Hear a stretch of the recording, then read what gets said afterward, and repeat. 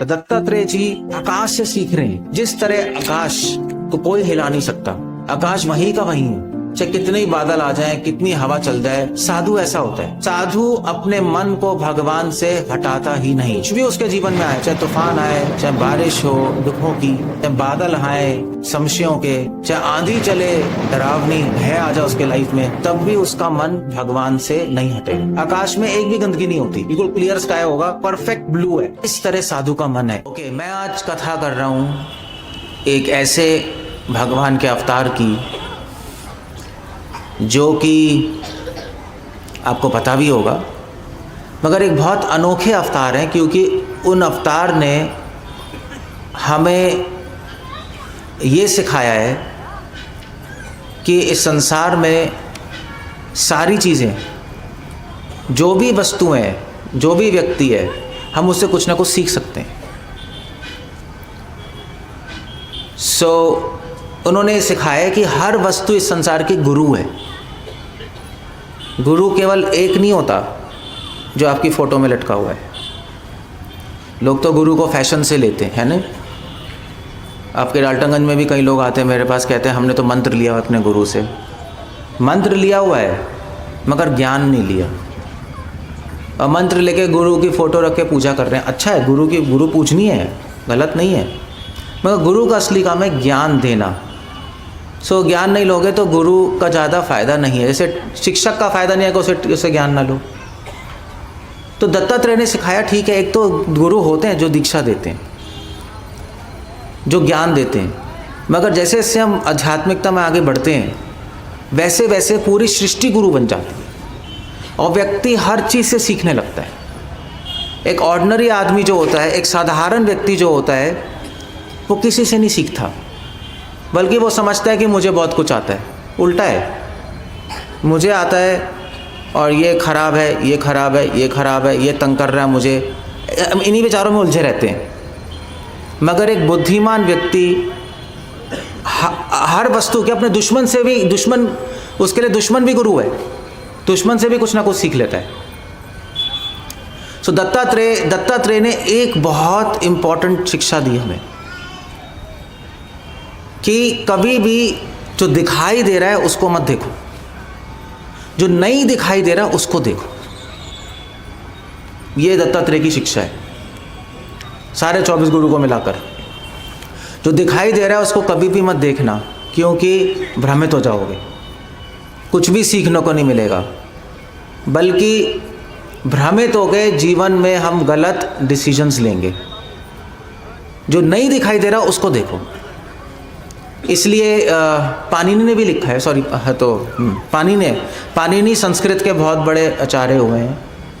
उन्होंने भी अपने एक सूत्र में लिखा है कि प्रत्यक्षम अल्पम अप्रत्यक्षम अनल्पम, कि जो दिखाई देता है वो बहुत छोटा होता है, जो नहीं दिखाई देता वो बहुत बड़ा होता है।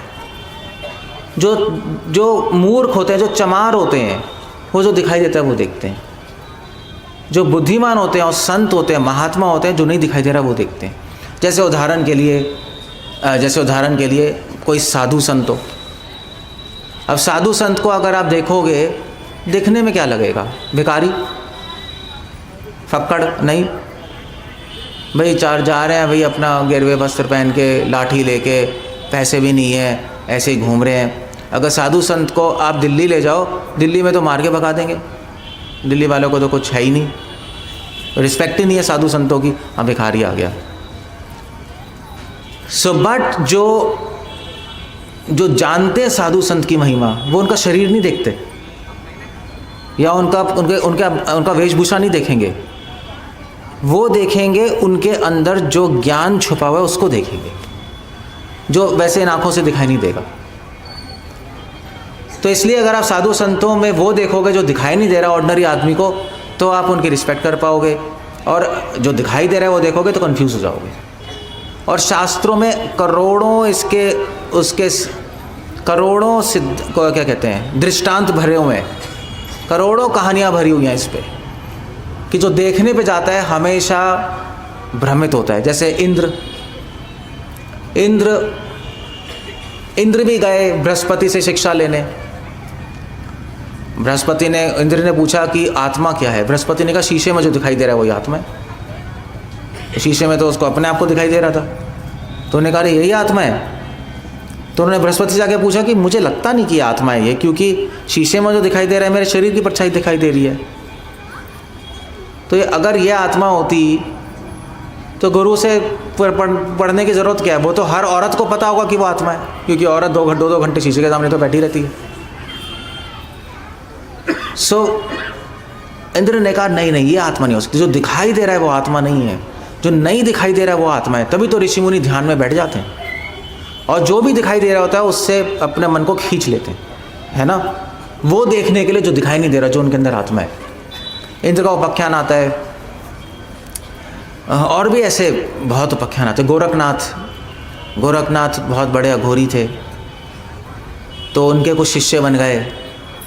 तो उनकी गोरखनाथ ने उनकी क्या कहते हैं, परीक्षा लेने के लिए गोरखनाथ ने कहा जाओ पानी भर के लाओ। पानी भर के जब लेने आए, जब वापस आए तो गोरखनाथ लड़कियों के साथ बैठे थे, निर्वस्त्र लड़कियों के साथ शराब पी रहे थे। तो सारे शिष्यों ने कहा अरे ये क्या है गुरु, ये तो गए काम से, इनका तो पतन हो गया, सब छोड़ के चले गए, एक रह गया बस। तो गोरखनाथ ने पूछा तू क्यों बैठा है, तू भी चला जा, तू देख नहीं रहा?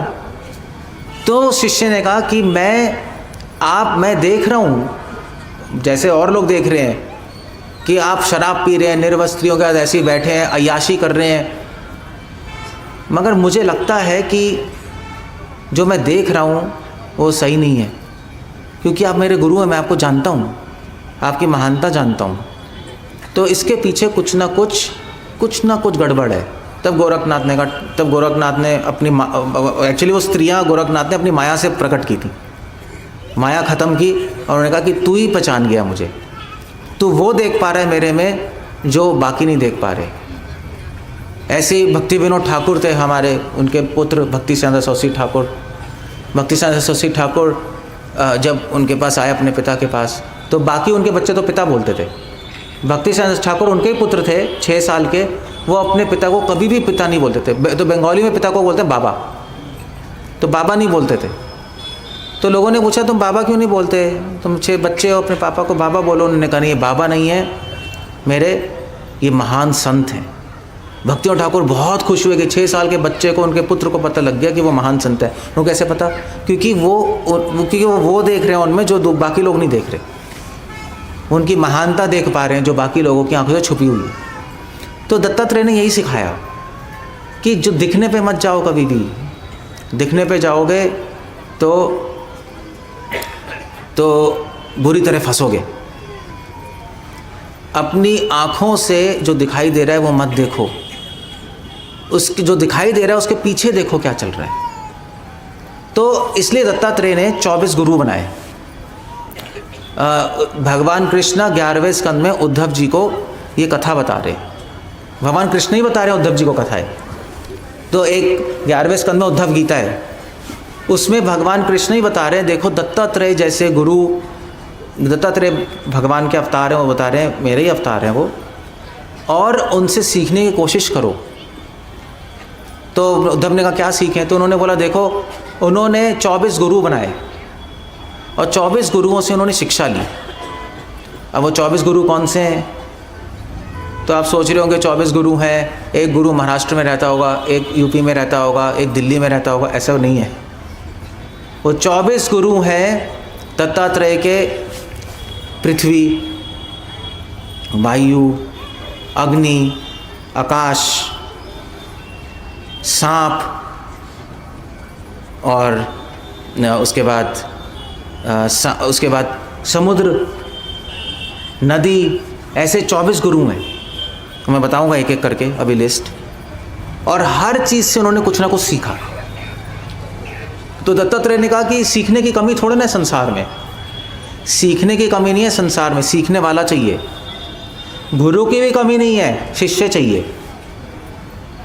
अब आजकल तो कथा पंडाल लगते हैं, कितने सारे लोग आते हैं, मंत्र लेके शिष्य बन जाते हैं, मगर हज़ारों जो लोग हैं जो शिष्य बन जाते हैं, अपने अपने गुरु ले लेते हैं, उसमें से एक ही सच्चा शिष्य होता है। तो गुरु की कभी कमी नहीं होती। लोग कहते हैं गुरु की तलाश करो, दत्तात्रेय कह रहे गुरु की तलाश थोड़ी ना, शिष्य की तलाश कर लो।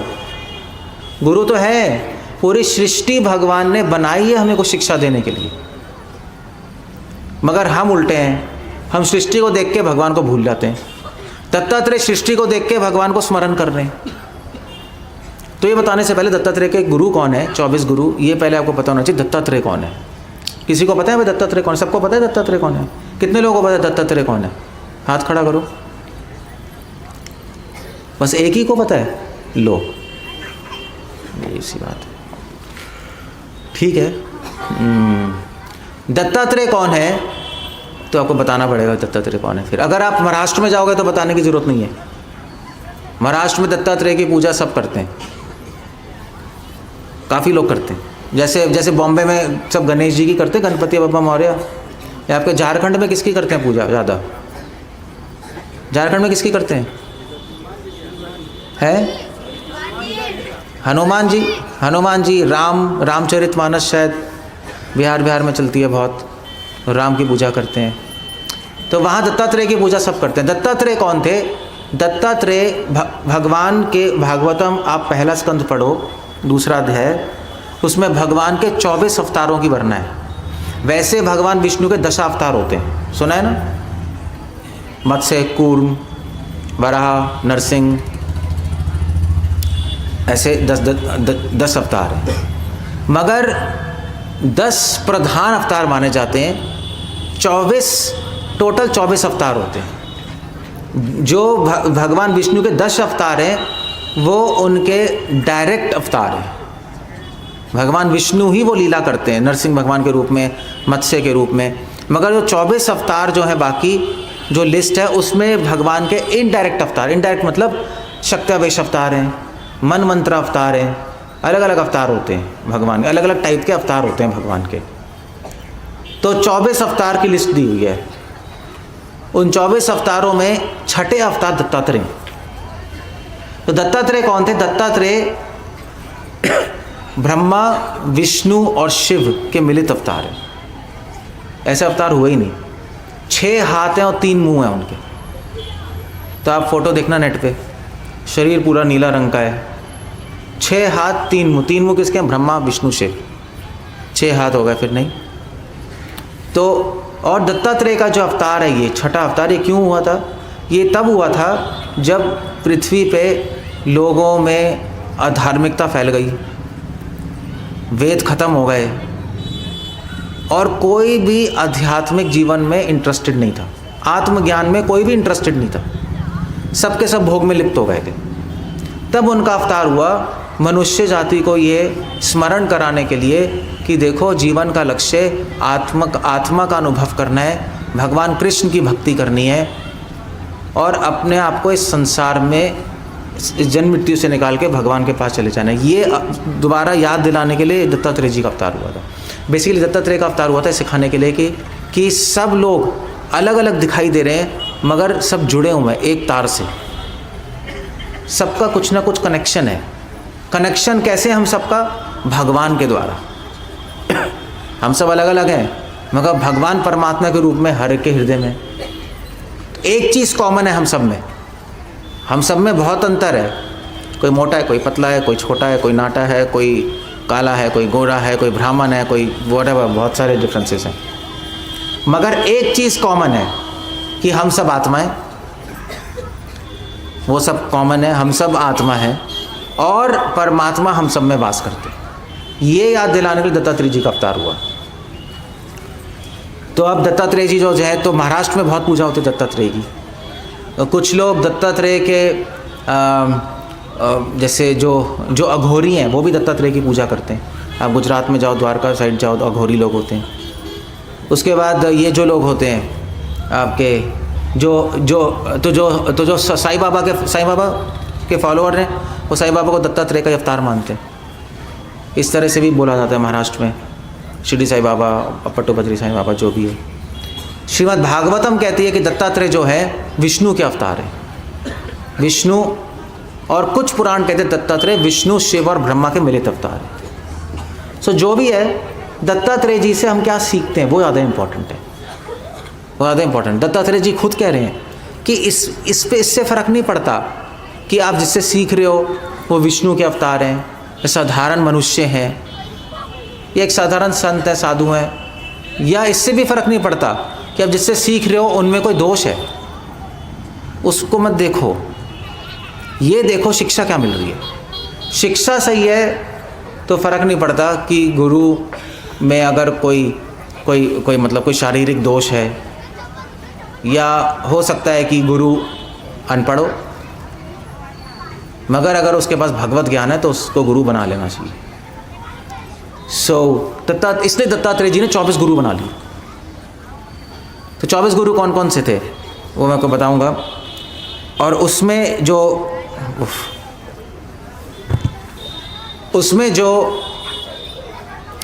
एक बहुत इम्पॉर्टेंट स्टोरी है, एक उनकी गुरु थी वैश्या। उन्होंने वैश्या से भी सीखा।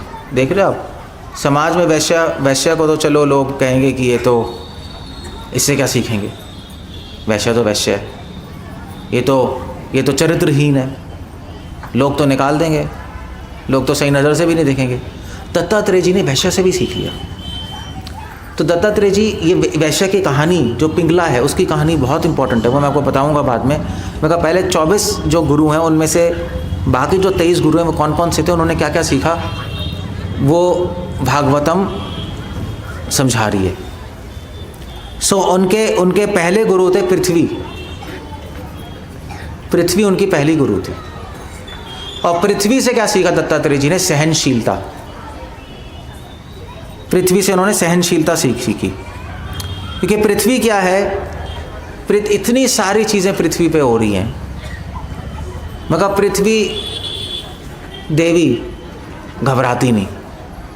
लोग खोद के पेट्रोल निकाल रहे हैं, खेती करने के लिए हल चलाते हैं, इतने सारे कोयले की खान है आपके झारखंड में तो है ही, और खोद रहे हैं। इतनी पॉल्यूशन है पृथ्वी पे, कितना कुछ हो रहा है, लोग इतनी गंदगी फैलाते हैं, मगर पृथ्वी देवी बिल्कुल भी घबराती नहीं, सहनशीलता है। फिर भी इतना सब होने के बाद भी पृथ्वी देवी सबको आश्रय देती हैं, है ना। तो ऐसे ही उन्होंने पृथ्वी देवी सीखा, ऐसे ही संत को होना चाहिए, साधु को होना चाहिए। साधु मतलब ये नहीं है कि इस ड्रेस में ये साधु नहीं होता, गेरवे ड्रेस में नहीं, ज़रूरी है गेरवे ड्रेस में तो साधु है। साधु मतलब होता है, साधु आप में से भी कोई भी हो सकता है, साधु भावना से होता है। अगर आप में सहनशीलता का गुण है तो आप साधु हो, सहनशीलता नहीं है तो साधु नहीं है। तो एक पृथ्वी देवी से सीखने को मिलता है। दत्तात्रेय ने सीखा कि ये गुण मुझ में भी होना चाहिए, सहनशीलता। चाहे हमें कोई डिस्टर्ब करे, चाहे हमारे लिए कोई भला बुरा बोले, चाहे हमें कोई मारे, फिर भी हमें सहनशील होना चाहिए। सहनशील का मतलब ये नहीं है सिर्फ कि चलो हम उसको कुछ नहीं कहेंगे, वो हमें कहते कतर है हम कुछ नहीं कहेंगे। सहनशीलता होता है कि वो आपको बहुत कुछ बुरा भला कह रहा है, मगर आप उसके कल्याण के बारे में सोच रहे, वो सहनशीलता होती है। पृथ्वी देवी ऐसे ही है, हम कितना कुछ पृथ्वी का शोषण कर रहे हैं, मगर पृथ्वी फिर भी बदले में हमें खाना दे रही है, फल दे रही है, नहीं पानी, ये सब पृथ्वी तो दे रही है। इतना कुछ करने के बाद भी यही साधु है, ये साधु का लक्षण है। पृथ्वी देवी से दत्तात्रेय जी ने सीखा। दूसरे गुरु हैं वायु।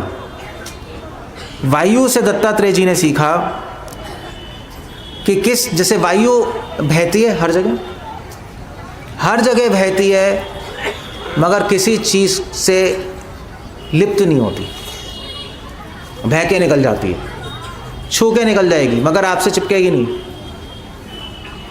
तो ऐसे ही साधु होते हैं।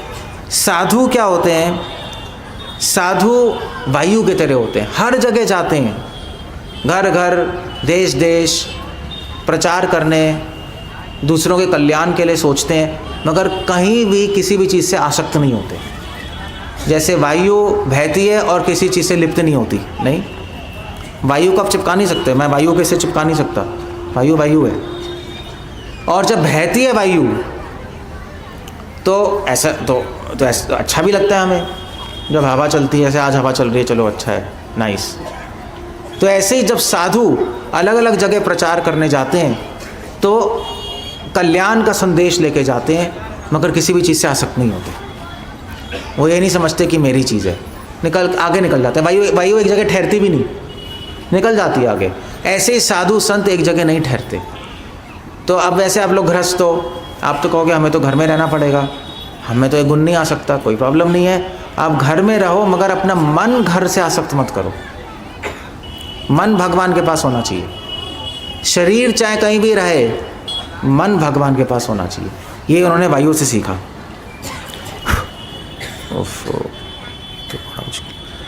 फिर आकाश, हम रोज़ आकाश को देखते हैं, हम कुछ सीखते हैं आकाश से? कुछ नहीं सीखते। एक्चुअली क्या है कि किसी चीज़ से सीखने के लिए ना हमें साधु संग चाहिए, जो आपको बताए कि देखो थोड़ा सतर्क रहो जीवन में। हम अपना पूरा जीवन बेहोश होकर जीते हैं, हम अपना पूरा जीवन अपने बारे में सोच के जीते रहते हैं, इसीलिए हम किसी से कुछ सीख नहीं पाते। मैं मेरा मेरा मेरा मेरा इसी में पड़े रहते हैं। मेरे पास भी कितने लोग मिलने आते हैं और एक ही चीज़ बोलते हैं, प्रभु जी मुझे आशीर्वाद दीजिए। फिर से मैं आ गया। साधु के पास भी आके बोलते हैं कि हमें आशीर्वाद दीजिए। तो वही मैं बाहर था, वही यहाँ पे भी है। मंदिर में आते हैं भगवान के पास, भगवान मुझे आशीर्वाद दीजिए, वहाँ पे भी मैं।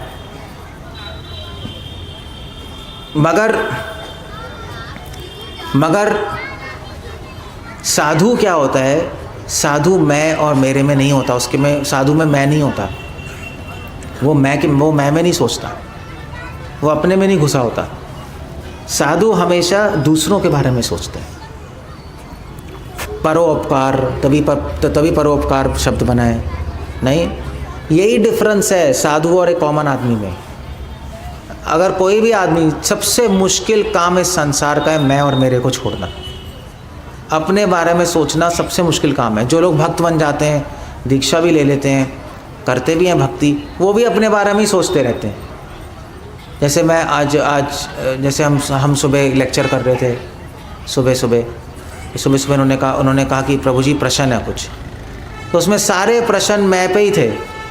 पहला प्रश्न था कि मैं भक्ति में आगे नहीं बढ़ पा रहा हूँ, क्या करें? इसका असली में उत्तर क्या है? वैसे तो मैंने उत्तर दिया था हमारे प्रैक्टिकल। असली में उत्तर क्या है? जब आप अपने बारे में सोचना छोड़ दोगे तो भक्ति में आगे बढ़ जाओगे। जब तक आप ये सोचते रहोगे मैं नहीं बढ़ रहा आगे, तब तक आप कभी नहीं बढ़ सकते। क्योंकि आपको किसने रोका हुआ है बढ़ने से? मैंने तो रोका हुआ है, और मैं के बारे में सोच रहे हो। इसलिए जिस दिन आप छोड़ दोगे सोचना कि मैं भक्ति में आगे बढ़ रहा हूँ, नहीं बढ़ रहा हूँ, इससे फ़र्क नहीं होता। फ़र्क पड़ता है इससे कि कृष्ण खुश हो रहे हैं नहीं हो रहे। कृष्ण खुश हैं तो हम संतुष्ट हैं, फिर अपने बारे में कौन परवाह करे। तब भगवान बहुत खुश होते हैं उससे, तब खुश होते हैं। अगर अपने बारे में सोचते रहोगे तो खुश नहीं होंगे। जैसे फॉर एग्जांपल मैं हूँ यहाँ पे अभी, अगर मान लीजिए मुझे, जैसे आप लोगों को क्या पता मैं कहाँ रह रहा हूँ? कुछ लोगों को पता है, आपको क्या पता मैं कहाँ रह रहा हूँ, क्या खा रहा हूँ, कैसे रह रहा हूँ, मैं कंफर्टेबल हूँ या नहीं हूँ, आपको नहीं पता। मगर एटलीस्ट आपको ये पता है कि जहाँ पे भी रह रहा होगा ठीक से रह रहा होगा। ऐसे बात नहीं है, क्योंकि ठीक से नहीं रह रहा था तो कथा ही नहीं कर पाता आज।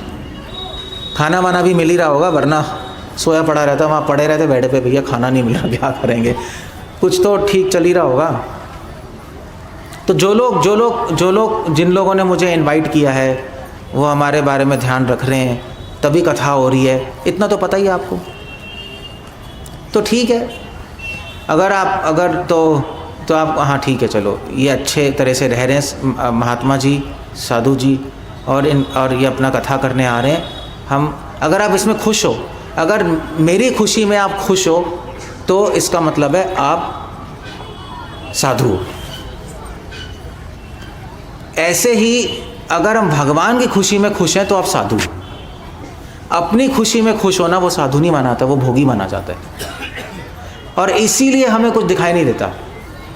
हम अपने में घुसे होते हैं, इसलिए हमें कुछ भी दिखाई नहीं देता। दत्तात्रेय जी आकाश से सीख रहे हैं, आकाश से क्या सीखा दत्तात्रेय जी ने?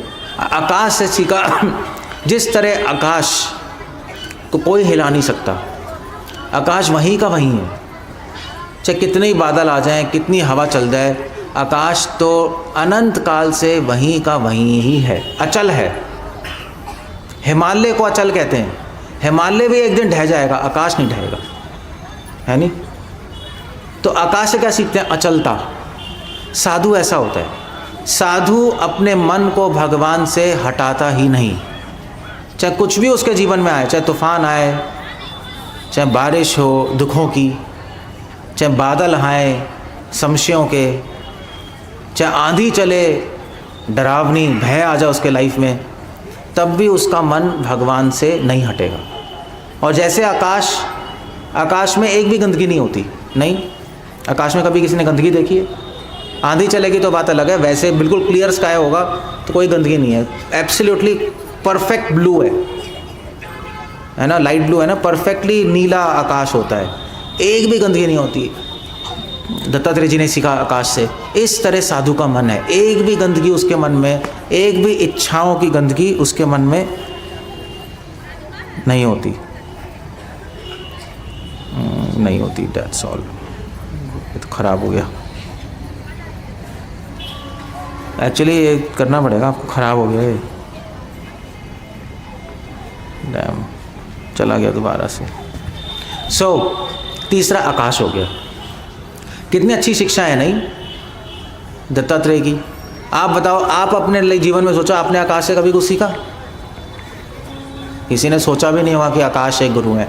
आकाश एक गुरु है उनके। किसी ने वायु से कुछ सीखा, पृथ्वी के तो सीखा। हमने सोचा भी नहीं कि हम इससे कुछ सीख सकते हैं, हमने सोचा भी नहीं। हम तो गुरुओं के पीछे पड़े थे, मंत्र मिल जाए और हम वही करते रहे, बस हमारी दीक्षा हो गई। वो दीक्षा नहीं होती। जब तक आपका मन खुला नहीं है तब तक आप कितने ही गुरु ले लो, कुछ नहीं होगा।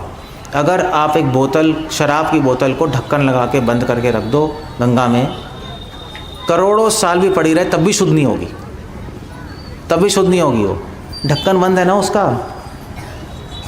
तो ऐसे ही जब तक आपके मन का ढक्कन बंद है, आसक्तियों से, अपने बारे में स्वार्थ सोच सोच के, तब तक आप कोई भी दुनिया का गुरु ले लो, भगवान को ही गुरु बना लो, तब भी हमारा कुछ नहीं होगा। इसलिए दत्तात्रेय जी सिखा रहे हैं, दत्तात्रेय जी सिखा रहे हैं कि देखो, अपना मन खोलने की कोशिश करो। अपना मन कैसे खोलेगा? अपने बारे में सोचना कम कर दो थोड़ा, ठीक है? अपने बारे में सोचना कम कर दो, थोड़ा सा कम कर दो। अगर आप रोज़ 50 सिगरेट पीते हो तो 1 सिगरेट कम कर दो, डॉक्टर कहेगा। फिर धीरे धीरे 2 सिगरेट कम कर दो। तो पूरे दिन अगर आप अपने बारे में सोचते रहते हो तो एटलीस्ट चलो आधा घंटा भगवान के बारे में सोचो रोज़। आधा घंटा मैं नहीं कह रहा कि मंदिर चले जाओ, मंदिर जाने से कुछ नहीं होगा। मंदिर जा सकते हो, नीचे भी आ सकते, फ़र्क नहीं पड़ता। मंदिर हम जाते हैं भगवान का स्मरण करने से। अगर मंदिर दिखावे के लिए ऐसे ही चले जाएं, रीति रिवाज के लिए चले जाएं, तो उससे फ़र्क नहीं पड़ता। हाँ, अगर मंदिर में जाके भक्तों का संग हो, भगवान के बारे में सुनने को मिल रहा है तो बहुत अच्छा है। लोग तो मंदिर बस ऐसे ही जाते हैं, शिव जी को पानी डालने, हनुमान जी को बूंदी लगाने, कृष्ण को तुलसी अर्पण करने, बस आ जाते हैं। बस ना वहाँ पे कोई साधु संग होता है। एक पंडित जी होते हैं, वो आपको थोड़े से बताशे दे देंगे और तिलक लगा देंगे, आप आ जाएंगे। उसका तो कोई फ़ायदा नहीं है, वो तो रीति रिवाज, वो तो उसको ही तो अंधविश्वास कहते हैं। तभी तो सारे मंदिर खाली पड़े हैं आज। खाली क्यों पड़े हैं? क्योंकि जो हमारे जो नव युवा हैं वो कहते हैं ड्रामा चल रहा है। जो जवान लोग हैं उनको तो दिखाई दे रहा है ड्रामा चल रहा है। मम्मी जी जाती हैं, रोज़ पानी डाल के आती हैं, बूंदी लगा के आती हैं और पंडित जी से बताशे लेके आती हैं और घर में पूरे दिन चिल्लाती रहती। इससे फ़ायदा ही क्या? और पापा जी जाते हैं सुबह सुबह, वो भी पानी डालते हैं, बूंदी लगाते हैं, बताशे लेके आते हैं, पूरे दिन काम करते हैं, शाम को शराब पी के आते हैं और चिल्लाते हैं। तो वो कोई पॉइंट है? वो तो नॉनसेंस है। और फिर कहते हैं हमने गुरु बनाया है, हमारे तो दीक्षा हो चुकी है, हमारा मंत्र हो चुका है। वो मंत्र क्या करेगा? वो आपका कुछ नहीं कर सकता। वो दत्तात्रेय जी हमें सजेस्ट कर रहे हैं, कृष्णा, इसको गॉड कॉन्शियसनेस कहते हैं, वासुदेवम सर्वमिति। कैसे हम हर जगह भगवान को देख सकते हैं, जो भगवान को ही देख रहे हैं। वो पृथ्वी में जो सहनशीलता का गुण है वो भगवान ने अपना थोड़ा सहनशीलता गुण पृथ्वी को दिया है। अब वाल्मीकि रामायण पढ़ो, वाल्मीकि रामायण में शुरू में नारद मुनि वाल्मीकि जी के पास जाते हैं और वाल्मीकि जी पूछते हैं नारद मुनि से कि नारद जी ये बताइए इस संसार में सबसे सर्वश्रेष्ठ कौन है। तो नारद मुनि वाल्मीकि जी को कहते हैं सबसे सर्वश्रेष्ठ श्री रामचंद्र है। और फिर उन्होंने 100 श्लोक बोले जिसको मूल रामायण कहते हैं। उन 100 श्लोकों में राम के गुणगान गाए और क्या बोला कि राम में, उन्होंने ये नहीं बोला कि राम में पृथ्वी की तरह सहनशीलता है, उन्होंने बोला पृथ्वी में राम की तरह सहनशीलता है। उल्टा बोला, समुद्र में राम की तरह गंभीरता है। भगवान ने अपने थोड़े थोड़े गुण सबको बांटे हैं। इंसान को भी अपना गुण दिया है, बुद्धि का, विवेक का, थोड़ा सा, कि जिससे हम विवेक से सुन पाए, देख पाए, सीख पाए। तो आकाश से सीखा, फिर उसके बाद पानी से सीखा। पानी जैसे बहता है, हिमालय से बहता है, गंगा जी गंगोत्री से निकलती हैं और गंगा सागर में जाके मिल जाती हैं। बीच में कितने सारे पहाड़ों से और प्रांतों से, गाँव से, जंगलों से जाता है पानी, बहते बहते बहते बहते बहते बहते फिर गंगा जी में जाके विलीन हो जाता है। सॉरी, गंगा जी क्या, गंगोत्री में जाकर, गंगोत्री नहीं, तो गंगोत्री से शुरू होता है और गंगा सागर में जाके मिलती है गंगा जी, वहाँ पे मिल जाती हैं समुद्र से। तो इन्होंने क्या सीखा दत्तात्रेय जी ने पानी से? पानी से दत्तात्रेय जी ने सीखा कि जिस तरह पानी हमेशा बहता रहता है, अलग अलग जगहों पे जाता है, पहाड़ों से और जंगलों से, इतनी खतरनाक जगहों से पानी निकलता है मगर रुकता नहीं, रुकता है समुद्र में जाकर ठहरता है, वरना बहता रहता है। उसी प्रकार साधुओं की जो करुणा है, जो कृपा है, वो बहती रहती है। भगवान की करुणा बहती रहती है, कभी नहीं रुकती। भगवान की, साधुओं की कृपा ये नहीं देखती कि साधु की कृपा कैसे आती है प्रचार के रूप में। तो साधु जब प्रचार करते हैं तो ये नहीं देखते यहाँ पे मुश्किल है करना, यहाँ आसान है, या यहाँ पर प्रॉब्लम है, नहीं, या ये लोग अच्छे नहीं हैं, ये लोग ज़्यादा समझ नहीं पाएंगे, वो लोग ज़्यादा समझ पाएंगे।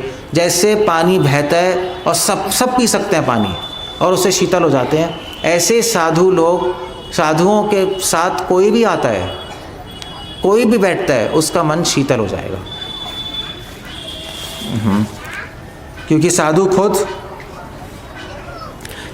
खुद उनका मन शीतल होता है। ऐसे पानी शीतल होता है, ऐसे साधुओं का मन शीतल होता है। दत्तात्रेय जी ने सीखा है। शीतल मतलब उनके मन में कोई इच्छाएं नहीं होती। जिनके मन में इच्छाएं होती है उनके मन में अग्नि होती है, आग की तरह उनका मन जल रहा है, उनकी आत्मा जल रही है, मुझे ये चाहिए, मुझे वो चाहिए, मुझे ये चाहिए, हज़ार चीज़ें उनके माइंड में होती है। साधु के मन में क्या है? कृष्ण भक्त निष्काम अतएव शांत, कोई इच्छाएं नहीं, तो आराम से मन शांत है, भैया हमें कुछ नहीं चाहिए, हम बैठे। तो आपको क्या चाहिए? हमें तो भगवान का नाम चाहिए, उनका प्रेम चाहिए। ये अग्नि से दत्तात्रेय जी ने सीखा, जिस तरह अग्नि में कुछ भी डालो वो जल के भस्म हो जाएगा, उसी तरह साधुओं का चरित्र, गुरु का ज्ञान ऐसा होता है। गुरु के ज्ञान में जैसे ही गुरु का ज्ञान शिष्य को छूता है, शिष्य पूरी तरह शुद्ध हो जाता है। अग्नि से सीखा ज्ञान, शास्त्रों का और गुरु का ज्ञान अग्नि की तरह है, तो सारे पापों को भस्म कर देते हैं। तो इसलिए शास्त्रों में लिखा है कि मनुष्यों से ऊपर है देवता, देवता से ऊपर है गुरु, और गुरु से ऊपर है ज्ञान। गुरु तब तक गुरु है जब तक उसमें ज्ञान है। अगर गुरु में ज्ञान नहीं है तो गुरु काहे का है? वो तो नाम का है। और वो ज्ञान वो जब देता है दूसरों को, तो उस ज्ञान की अग्नि में सारे पाप भस्म हो जाते हैं। ओम अज्ञानातिमिरन्धस्य ज्ञानांजना शलाकया। ज्ञान को हमेशा अग्नि से ही तोला गया शास्त्रों में, शलाकया दीपक की अग्नि से। भगवान भी कृष्णा गीता में कह रहे हैं, पूतामम भावम आगता, भाव ज्ञान तपसा पूतामम भावम आगता, कि बहुत सारे लोगों ने ज्ञान लिया, तपस्या की, और उससे बहुत सारे लोग शुद्ध हो गए। अग्नि, आप लोग रोज़ कुकिंग करते हो, अग्नि से ही संबंध है माता जी का, तो महिलाओं का। तो वो अग्नि, अब रोज़ अग्नि से बनाते हो, खाना बनाते हो, मगर ये नहीं सोचते कि अग्नि क्या सिखा रही है हमें। चांद से उन्होंने सीखा। अब चांद को देखोगे ना, कभी कभी आधा होता है, कभी और कम होता है, फिर और कम और कम, फिर अमावस्या, फिर धीरे धीरे बढ़ता है कृष्ण पक्ष शुक्ल पक्ष, पता है ना, वो धीरे धीरे बढ़ते बढ़ते बढ़ते फिर पूर्णा चांद हो जाता है। तो चांद हमें दिखाई दे रहा होता है कि आधा, फिर और आधा, फिर ख़त्म हो गया, फिर धीरे धीरे धीरे बढ़ रहा है, मगर वो हमें दिखाई दे रहा है। असली में चांद के साथ कुछ नहीं हो रहा, वो सब माया है, वो सब हमें यहाँ से दिखाई दे रहा है। असली में तो चांद ही है ना वो आधा होता है ना कम होता है, वो हमें दिखाई नहीं दे रहा उस वक्त।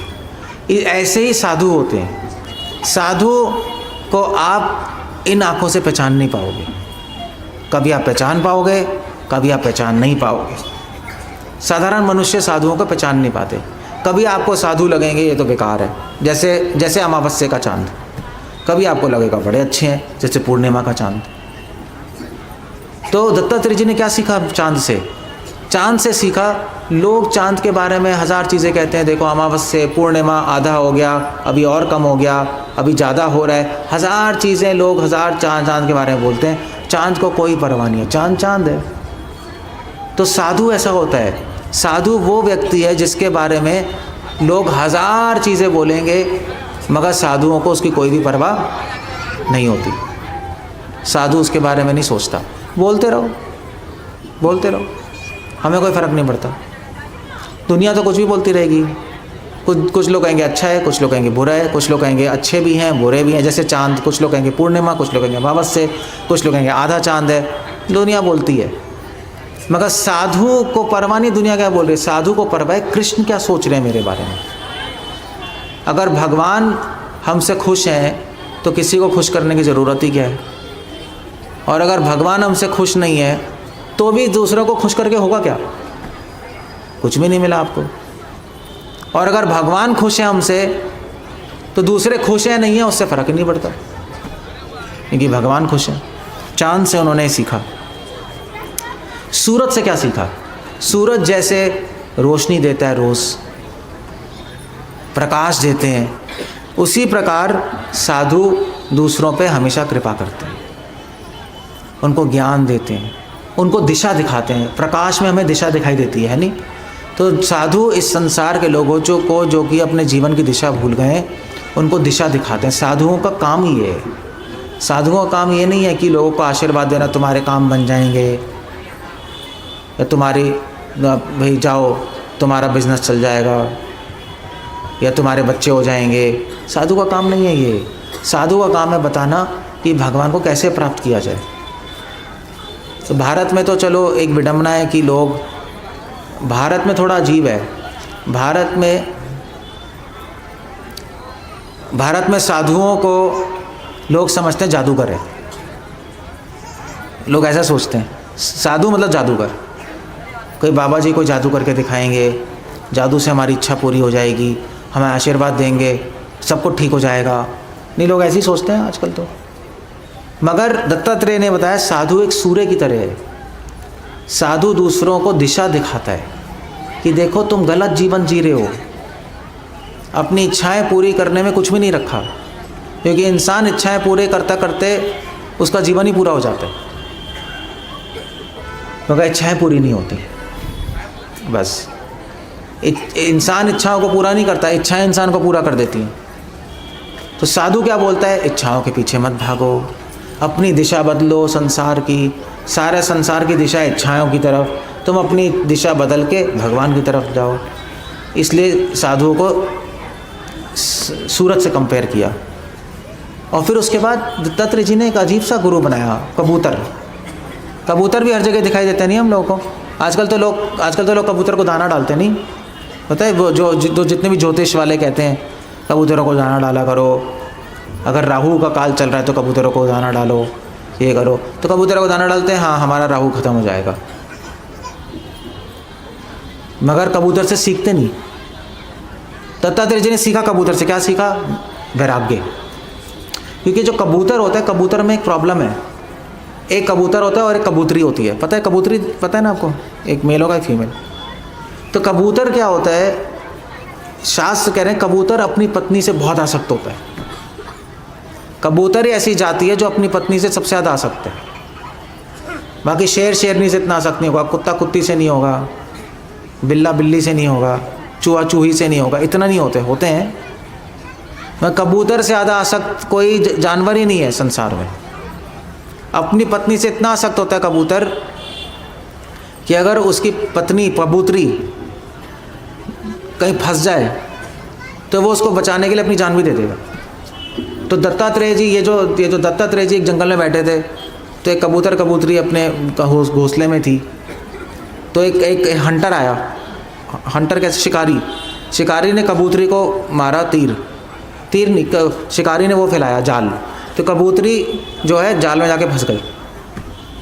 तो कबूतर सोच रहा है हाय मेरी पत्नी फंस गई, मैं कैसे बचाऊं इसको। फिर जो उसका बच्चा भी जाके फंस गया, तो बड़ा दुखी था कबूतर, मैं कैसे बचाऊं अपनी पत्नी को, क्या करूं। वो उड़ के नहीं गया, सोचता रहा शिकारी है, उसने तीर मार के उसको भी मार दिया। तो दत्तात्रेय जी ने कबूतर से सीखा, ओ हो बेचारा कबूतर आसक्ति के मारे मारा गया। तो दत्तात्रेय जी ने सीखा कबूतर से कि संसार में अगर आसक्ति है तो हमेशा दुख मिलेगा।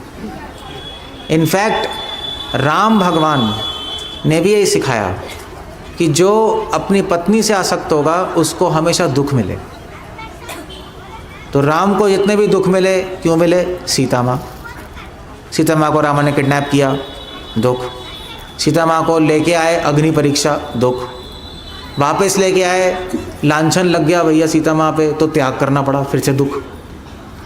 तो राम भगवान ने लीला से ही सिखाया कि आप चाहे भिखारी हो, चाहे राजा हो, चाहे इंसान हो, चाहे भगवान हो, अगर आप इस संसार में हो और आप आसक्त हो अपनी चीज़ों से, अपने घर से, स्पेशली अपनी वाइफ से, अपने बच्चों से, तो 100% आप अपने जीवन में दुख लाने की पूरी प्लानिंग कर लिया।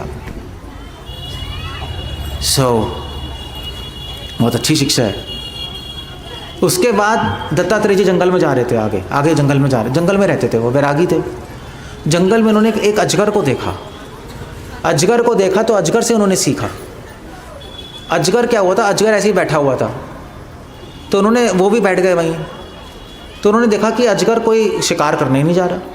शेर भी शिकार करने जाता है नहीं, जंगल का राजा होते हुए, अपने आप तो कोई शिकार आता नहीं, अजगर बैठा रहता है। 1 दिन 2 दिन 3 दिन हो गए, कोई आया नहीं, अजगर बैठा हुआ है, भूख भी नहीं लग रही। फिर एक खरगोश आया, अजगर ने पकड़ के खा लिया। 5 दिन बाद फिर बैठा रहा, 5 दिन 6 दिन, फिर से कोई नहीं आया, फिर बैठा रहा। दत्तात्रेय जी ने अजगर को अपना गुरु बनाया।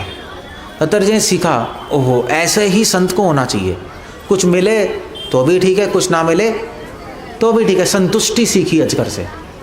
जिस तरह अजगर संतुष्टि से बैठा हुआ था, उसी प्रकार साधुओं को भी संतुष्ट रहना चाहिए अपने जीवन में। मिल गया तो भगवान की कृपा है, नहीं मिला तो भी भगवान की कृपा है, कोई प्रॉब्लम नहीं है। संतुष्टि होगी तो सब कुछ मिलेगा, छीना झपटी करोगे तो जो होगा वो भी छीन लिया जाएगा। संसार का यही नियम है। अजगर उनके गुरु बने। उसके बाद बने समुद्र। तो दत्ताजी जंगल से जा रहे थे, जंगल से जाते आते समुद्र के पास पहुँचे, तो उन्होंने समुद्र से सीखा।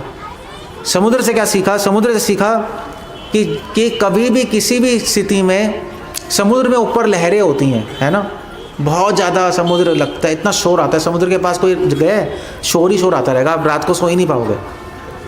मगर समुद्र के अंदर जब आप गोता मारोगे, बिल्कुल अंदर चले जाओगे, तो बहुत शांत होगा समुद्र। उसी तरह साधु है।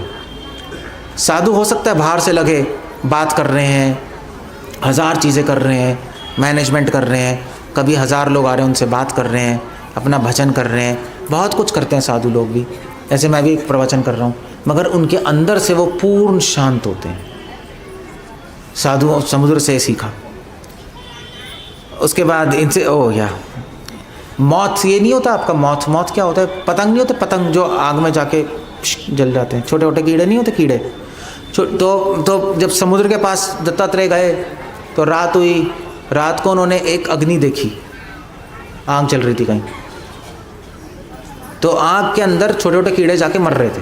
छोटे कीड़े नहीं होते, क्या कहते हैं उसको, क्या कहते हो आप ये भाषा में, है पतंगी, पतंगी, हाँ वो देखिए वो आग में जाके मर जाता है खुद ही।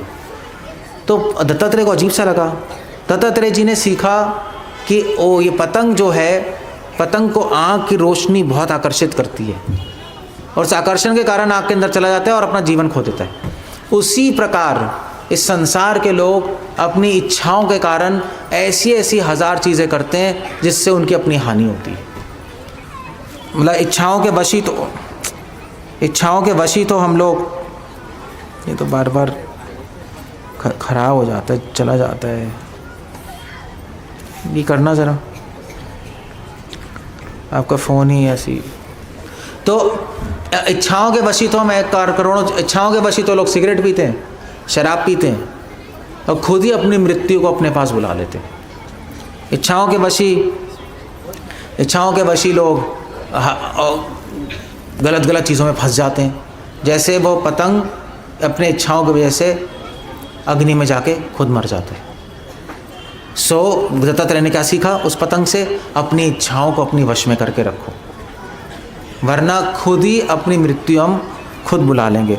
उसके बाद उससे सीखा, क्या कहते हैं इससे, बी क्या होता है, हनी बी, मधुमक्खी से सीखा। मधुमक्खी क्या करती है, सारे फूलों में से शहद लेके अपने छत्ते में भर लेती है।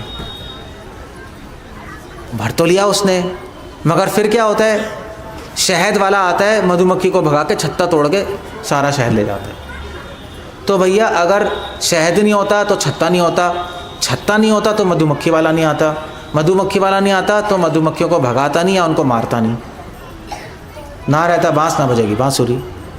तो उन्होंने दत्तात्रेय ने सीखा मधुमक्खी से कि जैसे जैसे हम पैसे अपने पास इकट्ठा करते रहते हैं, ऐसे से ऐसे ही दुनिया में हमारे दुश्मन बनना शुरू हो जाते हैं।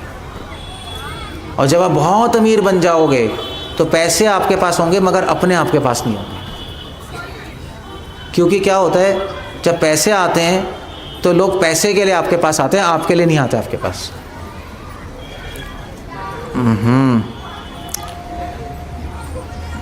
तो आपके पास आपके लिए नहीं आते। तो इसीलिए मधुमक्खी से सीखा कि ज़्यादा चीज़ें इकट्ठा मत करो। ज़्यादा चीज़ें इकट्ठा करोगे तो खुद ही प्रॉब्लम में आप अपनी प्रॉब्लम खुद ही बुला रहे हो आप। फिर हाथी, और फिर उसके बाद जंगल में गए, वो वहाँ पे हाथी था। तो उन्होंने, वो बैठे हुए थे, तो उन्होंने देखा कि कुछ लोगों ने ना, कुछ लोग आए हाथी पकड़ने वाले। तो उन्होंने क्या किया, हाथी पकड़ने वालों ने, उन्होंने एक गड्ढा खोदा और एक गड्ढा खोद के उस पर घास बिछा दी और उस गड्ढे के उस तरफ एक हथनी को बांध दिया। तो हाथी आए जंगल से भागे भागे। जब उसने हथनी को देखा तो वो तो आकर्षित हो गया, वाह कितनी सुंदर लग रही है।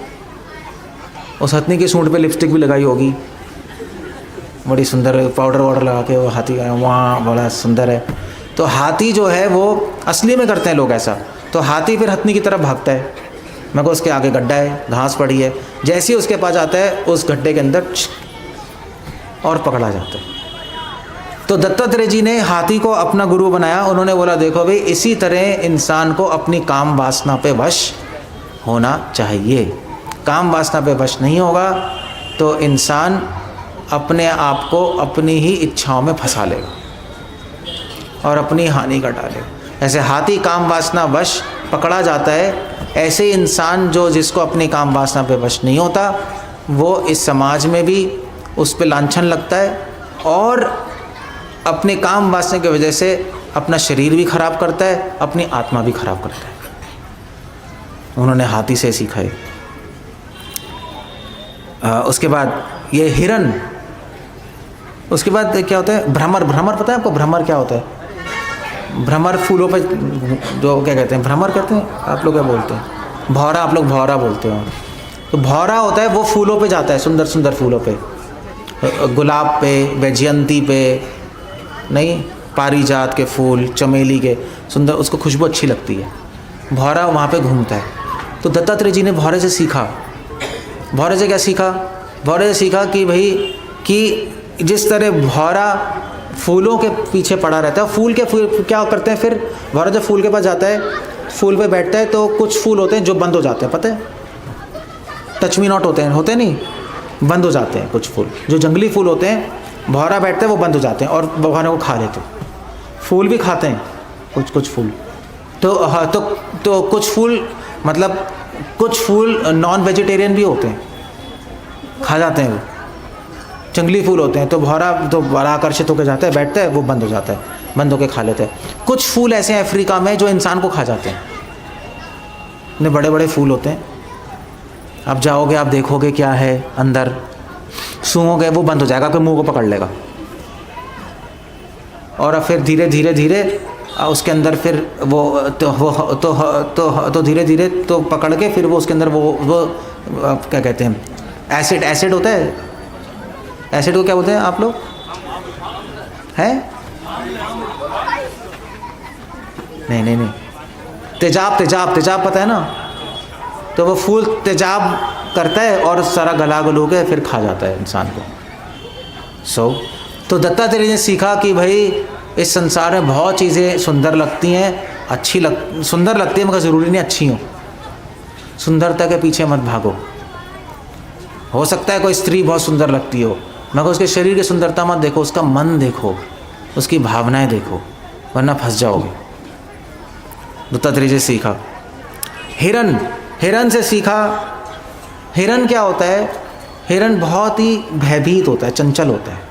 आपने हिरन को देखा है कभी? यूट्यूब पे देखना, बहुत चंचल होता है, एक जगह बैठ नहीं सकता, कभी इधर कभी उधर, उसकी आंखें भी इधर उधर होती रहती हैं। हिरन से सीखा कि अगर हम चंचल रहेंगे, हमारा मन इधर उधर भागता रहेगा, तो भगवान की प्राप्ति कभी भी नहीं हो सकती। इसलिए मन को स्थिर करना ही सबसे पहला काम है किसी भी योग का। इसीलिए पतंजलि भी लिख रहे हैं, स्थिरा मनः। सबसे बड़ा आसन क्या है? सबसे बड़ा आसन ये नहीं है कि आप मतलब जो रामदेव बाबा सिखाते हैं आसन काफ़ी सारे, वज्रासन, उत्तान पादासन, उल्टा हो जाओ, आगे झुक जाओ, या चक्रासन। आसन तो है, वो तो है, शास्त्रों में दिए, मगर सबसे बड़ा आसन है मन को स्थिर करना, पतंजलि कह रहे हैं। तो हिरन से ये सीखा। मछली को आपने देखा है, मछली भी क्या है, मछली भी एक जगह टिक नहीं सकती, नहीं, इधर उधर होती रहती है। देखा है कभी मछली को? मछली इधर उधर होती रहती है। उसी तरह मछली से भी सीखा कि जिसकी बुद्धि चंचल है, हिरन तो मन चंचल, बुद्धि चंचल है, तो फिर हम सिद्धांत समझ नहीं सकते, शास्त्र नहीं समझ सकते। बुद्धि, हम गीता का समझने के लिए बुद्धि चाहिए ना। बुद्धि इधर उधर भाग रही है, तो भगवान के सिद्धांत को हम समझ नहीं पाएंगे। फिर उसके बाद पिंगला, वैश्या मैं बाद में आऊँगा। एक चिड़िया से सीखा। चिड़िया क्या करती है? चिड़िया अपना घोंसला बनाती है, थोड़े थोड़े तिनके लाती है जंगलों से और छोटा सा अपना घोंसला बना लेती है। ऐसी करती है ना, बस तिनकों से घोंसला बनाती है और उसमें रहती है वो। तो दत्तात्रेय जी ने चिड़िया से सीखा। चिड़िया को देखा, दत्तात्रेय ने कहा बड़ा अच्छी है चिड़िया, इंसान से कितनी अच्छी है। इंसान तो सब कुछ अपने पेट में भर लेता है, पेट भर गया तो किचन में भर लेगा, किचन भर लिया तो बेड के अंदर जो ड्रॉर है उसके अंदर भर लेगा। पूरे जीवन भरते रहते हैं और फिर कुछ इस्तेमाल तो कर नहीं पाते, मर जाते हैं। वही का वही ड्राइंग रूम में सजी रहती है, क्रॉकरी सारी भरी रहती हैं चीज़ें। चिड़िया का है, चिड़िया थोड़े तिनकों में संतुष्ट है, थोड़े तिनकों से छोटा घर बनाया, संतुष्ट है। चिड़िया से सीखा किस तरह संसार से कम चीज़ लेनी चाहिए, कम से कम में गुजारा हो जाए तो बहुत अच्छा है, ज़्यादा की कोई ज़रूरत नहीं है। बच्चे से सीखा। ये पता नहीं क्या हो रहा है, ख़राब हो गया, इनका तो ख़राब ही होता रहता है, ये यूज़लेस है। ठीक है, छोड़ दो, ठीक है। तो बच्चे से सीखा। तो बच्चा क्या होता है? बच्चा मस्त रहता है, नहीं, कोई परवाह नहीं होती, ना पैसे की ना परिवार की, अपना खेलता रहता है, जो भी करना करता रहेगा। ऐसे ही उन्होंने सीखा साधु को होना चाहिए। साधु ऐसा नहीं है कि संसार की चीज़ों को ध्यान नहीं रखता, मगर अपने अंदर बच्चे की तरह होता है, किसी की टेंशन नहीं होती उसको। ठीक है, अपना बेस्ट करो, फिर जो है भगवान पे छोड़ दो। बच्चा जैसे उसका हृदय सरल होता है, ऐसे उसने सीखा कि साधुओं का मन सरल होना चाहिए। फिर क्या है प्रभु आपका ये क्या है फ़ोन। सो बच्चे से सीखा। उसके बाद अच्छा, वैसे आपसे मैं कथा कर रहा हूँ तो किसी को याद है कि अभी तक कितने गुरु हो गए? 24 गुरुओं में से कितने गुरुओं की बात कर ली मैंने? 18। तो बहुत अच्छा है, इसको याद है, बहुत अच्छा, जो काउंट कर रहा है बहुत अच्छा। 18 गुरु हो गए नहीं? तो अब कितने बचे? 6 गुरु बचे। ओके। फिर उसके बाद उन्होंने सीखा चूड़ियों से। सारी माता जी चूड़ी पहनती हैं, चूड़ी तो पहनती हैं। दत्तात्रेय जी ने चूड़ी पहनती है माता जी, अच्छी चूड़ी खरीद के लाती हैं, वाह कितनी सुंदर लग रही हूँ। दत्तात्रेय जी ने उससे भी सीख लिया। दत्तात्रेय जी जंगल में जा रहे थे, फिर उसके बाद जंगल में आते आते एक घर में पहुँचे। उस घर में क्या था, उन्होंने देखा कि 4 संत गए। संत अंदर बैठे थे आराम से। तो वहाँ पे एक महिला थी। तो संतों ने बोला देखिए हमें भूख लग रही है, हमें कुछ बना के दे दीजिए। संतों ने कहा तब तक हम अपना ध्यान लगाएंगे। तो वो महिला अंदर गई, अंदर आटा गूंदना शुरू किया। आटा गूंदना शुरू किया तो चूड़ियाँ खनक रही थी, दोनों हाथ में चूड़ियाँ, आवाज़ आ रही थी। उन्होंने कहा देखिए साधु लोग, उसने सोचा साधु ध्यान लगा रहे हैं, मेरी चूड़ियों की आवाज़ से ध्यान खराब होगा, इसलिए उन्होंने एक हाथ की चूड़ी निकाल दी सारी। फिर भी एक हाथ में चूड़ियाँ खनक रही थी, एक हाथ की तो खनकेंगी ना, तो उसने सारी चूड़ी निकाल दी, बस एक ही चूड़ी रखी अपने हाथ में। एक चूड़ी रखी तो खनकी नहीं। फिर उसने खाना बनाया। दत्तात्रेय जी सब देख रहे थे। दत्तात्रेय जी ने उससे सीखा कि हमेशा भगवान की प्राप्ति करनी है तो अकेला रहना सीखो। 2-4 जने होंगे, 2 जने होंगे तब भी खिटपिट होगी। इसलिए हमेशा साधु संत, जिनका साधु स्वभाव होता है, उनको एकांत पसंद होता है। तो एकांत का मतलब क्या है? ये भी हम बैठे हैं, अब ये भी एकांत में ही बैठे हैं। एकांत का मतलब है कि ऐसे लोगों के साथ मत बैठो जो आपको भगवान से दूर ले जा रहे हैं। अगर आप ऐसे भक्तों के समाज में हो जहाँ पे भगवान की चर्चा हो रही है तो एकांत मतलब एक अंत, जिसका अंत केवल एक हो। एक मतलब भगवान। संसार के लोगों का अंत एक नहीं होता, बहुत सारे अंत होते हैं। पैसा, कैरियर, घर, ये फलाना ढमका, 1000 अंत है। 1000 अंत मतलब गोल भी होता है। अंत का संस्कृत में मतलब एंड भी होता है, अंत का संस्कृत में मतलब गोल भी होता है, लक्ष्य को भी अंत कहते हैं। नहीं, एकांत मतलब एक लक्ष्य। तो इस अभी पंडाल में हम सब अकेले ही हैं, यहाँ पे एकांत है। एकांत क्यों? क्योंकि सबका लक्ष्य क्या है? भगवान। वो एक ही लक्ष्य है सिर्फ, और तो यहाँ पे कोई लक्ष्य नहीं। आप यहाँ पे पैसे लेने या कुछ और करने तो आए नहीं हो। अगर आप कुछ और करने भी आए हो यहाँ पर, तो मैं आपकी सारी इच्छाएं ख़त्म कर दूंगा बोल के कि यूज़लेस आप आए। अगर आप यहाँ पे सुख शांति के लिए आए हो तो मैं बताएंगे अभी सुख शांति के पीछे मत भागो, भगवान के पीछे भागो, जिनसे सुख शांति मिलती है, वो ज़्यादा बेटर है। अगर आपको पानी पीना है तो पानी के पीछे मत भागो, टंकी ले आओ, रोज़ ही पानी पीते रहो। इसलिए ये भी एकांत है। उन्होंने ये सीखा चूड़ी से। फिर उन्होंने सीखा, वो क्या कहते हैं उसको, जोहारी नहीं होता, जोहारी देखा है? हाँ, जोहरी जो ये सोने का, जो सोने पे नक्काशी करते हैं, हीरा लगाते हैं। आप देखो तो वो, आप कभी देखोगे जाकर तो अपने आँखों में ना वो लेंस लगा के करते रहते हैं। बहुत मीन काम होता है, वो ध्यान से करता है काम। वो लेंस लगाना पड़ता है क्योंकि वो दिखाई नहीं देता, छोटे हीरे होते हैं ना, दिखाई नहीं देता। तो उसने, दत्तात्रेय ने सीखा कि ये क्या कर रहा है। उन्होंने सीखा ये मेरा गुरु है। क्यों? जिस तरह वो बहुत ध्यान से काम कर रहा है, बिल्कुल लेंस लगा के देख रहा है, उसी तरह साधु ध्यान से भगवान पे पूरा मन लगाता है, इधर उधर नहीं करता ध्यान। बहुत महीन तरीके से भगवान को समझने की कोशिश करता है, भगवान को डिटेल में समझता है, फाइन अंडरस्टैंडिंग लेता है भगवान की। साधु के लिए काफ़ी नहीं है कृष्ण भगवान है। साधु ये जानना चाहते हैं कृष्ण भगवान कैसे हैं, कृष्ण कैसे हैं वो जानता है। पूरा समाज ये जानता है कृष्णा भगवान है, बस इतना ही, बस काफ़ी ख़त्म हो गया। अभी साधु कहता है नहीं, काफ़ी नहीं है, हमें तो जानना है कि कृष्णा बोलते कैसे हैं, भगवान चलते कैसे हैं, भगवान सोचते कैसे हैं, वो उसमें इंटरेस्टेड है। जैसे अगर कोई किसी लड़की से प्रेम करे तो वो लड़की के बारे में जानना चाहेगा ना, कैसे बोलती है, कैसे चलती है, क्या लाइक करती है, ये सब जानना चाहेगा उसके बारे में। ऑर्डिनरी आदमी जो सड़क पे जा रहा है, हाँ लड़की है, सुंदर है, ठीक है, हो गया, मगर जो प्रेम करता है वो उसमें संतुष्ट नहीं है। तो साधु ऐसा है, साधु ऊपर ऊपर से भगवान के जानने में संतुष्ट नहीं है, वो भगवान के बारे में डिटेल में जानता है। फिर सांप से सीखा। सांप क्या करता है? सांप एक बहुत अच्छी चीज़ करता है।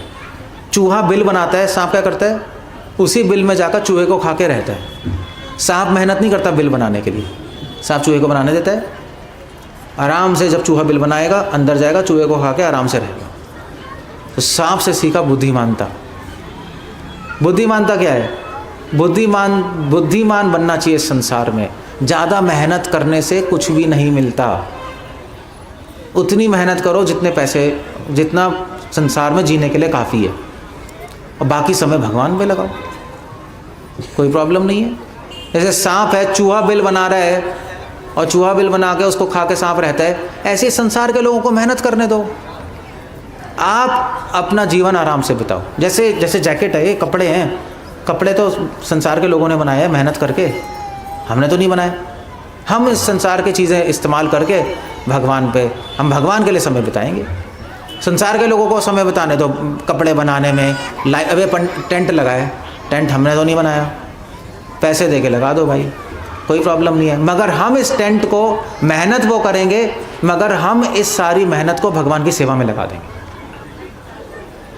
हम इंटेलिजेंट, ऐसा नहीं है कि हम लोग अपना टेंट बनाए, अपनी चीज़ें बनाए, नहीं, हम नहीं करते। हम बुद्धिमान हैं, संसार की चीज़ों को इस्तेमाल करके हम भगवान की सेवा कर लेते हैं। हमें अलग से मेहनत नहीं करते उन चीज़ों को बनाने में। सांप से सीखा। मकड़ी से सीखा। मकड़ी क्या करती है? मकड़ी जाल बनाती है। मकड़ी के जाल में सारे कीड़े फंसते हैं, बस मकड़ी नहीं फंसती। मकड़ी आराम से चलती है। उसी प्रकार साधु जो है वो बहुत कुछ काम करते हैं संसार में, मैं कर्मों के चक्कर में फंसते नहीं। क्यों नहीं फंसते? क्योंकि उनके हर काम में स्वार्थ नहीं होता, निस्वार्थ होता है। जिस भी काम में स्वार्थ होगा उसमें कर्मों का फल आएगा, जिस भी काम में स्वार्थ नहीं होगा उसमें कर्मों का फल नहीं आएगा। और आखिरी, हाँ, उन्होंने तो ये कौन से गुरु हो गए? 23rd हो जाएगा अब मैं बोलने वाला हूँ। वैस्प पता है क्या होता है? वैस्प क्या होता है? मक्खी देखिए ना, मक्खी मोटी वाली मक्खी होती है, छोटी होती है कि मोटी? तो मोटी वाली मक्खी जो होती है वो क्या करती है, वो जो गाय नहीं होती तो गाय पे चिपक जाएगी और खून पीती है। देखा है कभी जिसने गाय रखी होंगी? मोटी मक्खी होती हैं, खून पीती है चिपक के। तो दत्तात्रेय ने सीखा, दत्तात्रेय ने कहा ये भी मेरे गुरु हैं। जिस प्रकार वो चिपक के खून पीती रहती है, उसी प्रकार एक भक्त भगवान के चरणों को छोड़ता ही नहीं, चिपक जाता है भगवान के चरणों पे। अब वो खून पीती है और भक्त भगवान के चरणों का रस पीता है और नहीं छोड़ेगा। मक्खी से सीखा 23वां। और 24वें गुरु हो गए पिंगला, वैश्य। अब वैश्य से सीखना अजीब सी बात है। वैश्य से उन्होंने क्या सीखा? ये जो पिंगला थी, एक वैश्या थी विदेह नगरी में, और रोज़ वैश्य का काम क्या है? कई आदमी आते हैं, उनको मन बहलाती है।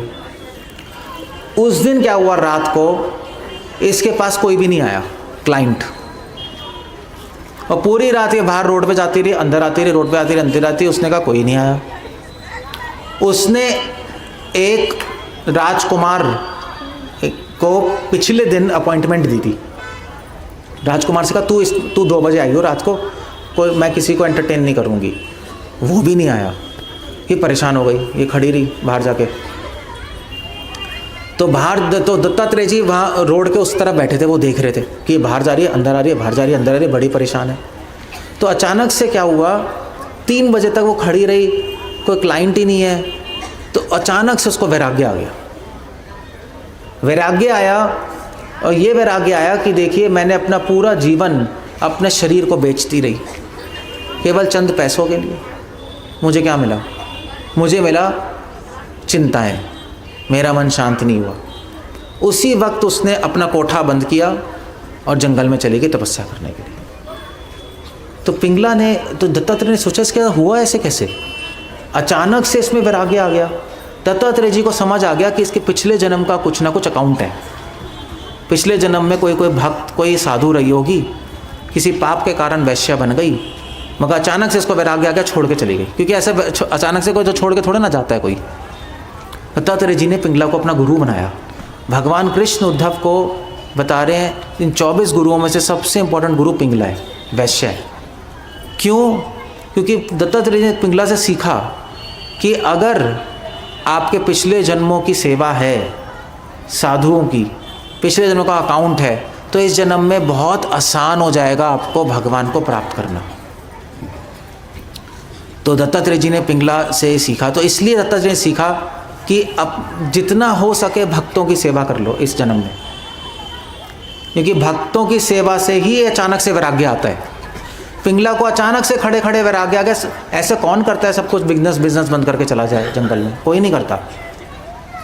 दत्तात्रेय ने पिछले जन्म में देखा ये हुआ है। तो ये दत्तात्रेय ने ये शिक्षा ली कि भगवान की सेवा से ऊपर भक्तों की सेवा है। भक्तों की सेवा जितनी कर सकते हो कर लो। भक्तों की सेवा करने से भगवान की कृपा आती है। भगवान की सेवा करने से कृपा आए ना आए कोई गारंटी नहीं है। भक्तों की सेवा करने से कृपा आएगी, ज़रूर गारंटी है। ये उन्होंने पिंगला से सीखा। ये 24 गुरु है दत्तात्रेय जी के। और कृष्ण भगवान ने उद्धव को कहा, उद्धव देखो दत्तात्रेय ने 24 गुरु बनाए। गुरु तो अनंत हैं, आप हर चीज़ से सीख सकते हो। अगर एक चीज़ निश्चित है, इन सारे 24 गुरुओं में उन्होंने एक शिक्षा दी हमें। अलग अलग शिक्षाएं थी मगर एक शिक्षा ज़रूर थी। एक शिक्षा क्या थी कि मैंने शुरू में बताया था, जो दिखाई दे रहा है उसको मत देखना, जो नहीं दिखाई दे रहा उसको देखने की कोशिश करो। वेद्यम वास्तवम वस्तु अत्र शिवदम, दिखाई दे रहा है संसार, उसको मत देखो। क्या दिखाई नहीं दे रहे? परमात्मा, उसको देखने की कोशिश करो। दिखाई दे रहा है शरीर, उसको मत देखो। क्या नहीं दिखाई दे रहा? आत्मा इसके अंदर, उसको देखो। तब हम महात्मा, साधु या संत बन जाएंगे। ये दत्तात्रेय की शिक्षाएं 11वें स्कंद के 8वें अध्याय में भगवान कृष्ण उद्धव को बोल रहे हैं। ये 24 गुरुओं की कथा है। हरे कृष्ण। श्रील प्रभुपाद की जय।